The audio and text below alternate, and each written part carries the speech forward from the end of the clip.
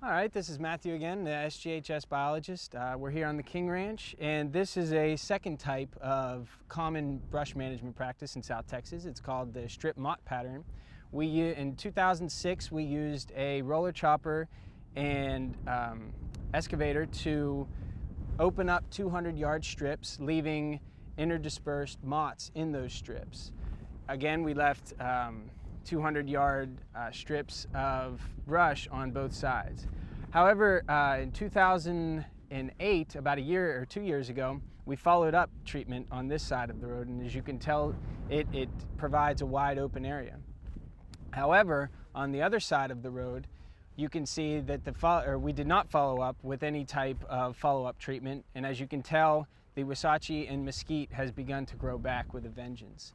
So this is a perfect illustration of how a manager needs to consider follow-up treatment and consider their soil types and what type of brush treatment is good for their application.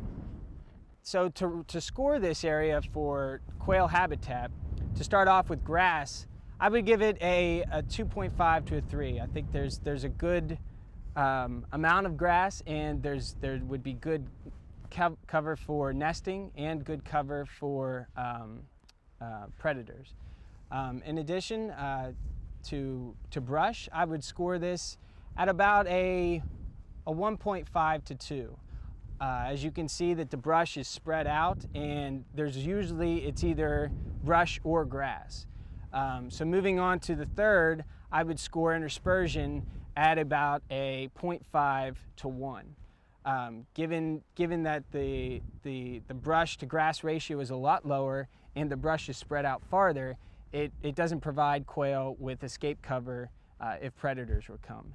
Huntability, I would give this a 1 because it is very huntable. However, it's not as aesthetically pleasing because you can see longer distances as opposed to the last area that we saw where it looks more natural. So ultimately, I would score this area at about a 6.